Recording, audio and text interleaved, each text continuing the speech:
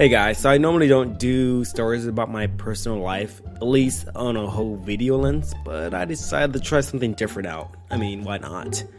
It's always good to experiment from this to that to this and that. So yeah, I'm about to tell you about one of my little dating lives in relation to this self-development crap. Alright, so yeah, here you guys go.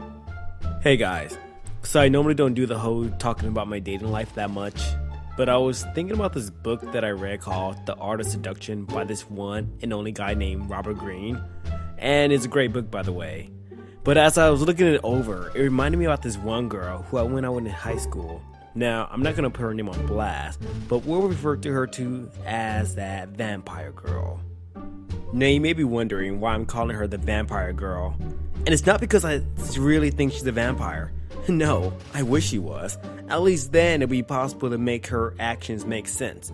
But the reason I called her the vampire girl was because of the freaking things that she did while we were together. Now remember, this was back in a time when Twilight was becoming a thing and everybody loved it. And I didn't know that much about it either. But I knew that it was about a vampire and some girl who no other girl in high school seemed to have liked. Anyway, I met this hot, emo-ish type of girl from art class and decided to go out with her because, I'm not gonna lie, she seemed cool. It was like she had this edgy girl who had this sort of rebel side to her who had a disregard to the rules. Look, don't judge me. It was back in high school and I've always had a soft spot for those type of girls. And you know what? For the first couple of days, she seemed like your cool, typical high school girl. But as we sat together one day, she gave me this twisted look in her eyes. Her smile widened as if something took control of her. And then, as she leaned towards me, she proposed a little twist to the makeout session. And me, being the teenage boy that I was open up to the ideas so long as I got those sweet, juicy lips of hers. Oh my gosh, that sounded so creepy just now. But you know what? I'm still gonna keep it that way. Anyway, I'm thinking that this girl's about to try to make out with me in some weird, freaky way. But no, that is not what she wanted at all. Instead, what she wanted to do was bite me until I bled. Like, seriously, her goal was just to seriously nibble on my skin until blood came out so that she could suck on it. And I'm not even saying that I'm afraid of getting like a tiny little paper cut on my skin, or in her case, some teeth. But I'm not a freaking sadist either. It's not like I search for paper cuts or ways to bleed. But the reason she wanted to do it was because she said it was hot and she wanted to play as a vampire, from Twilight. And I may not have a giant list of things I don't want in a girl, but making me bleed was definitely on that list that day. So unfortunately, despite what my little hormones said to me, I kinda had to break that relationship off before it went to a path I didn't want it to go to.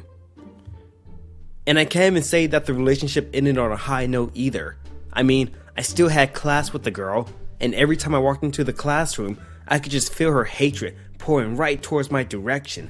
It was as if any day she was going to attack me to make me regret all the things that I'd done to her, which is pretty much leaving her for not wanting to bite me. And who knows, maybe MentalReach was crazy back then when he was just a teenager. Maybe I should have just stayed with Miss Vampire Girl and let her just suck all my freaking blood out of my body.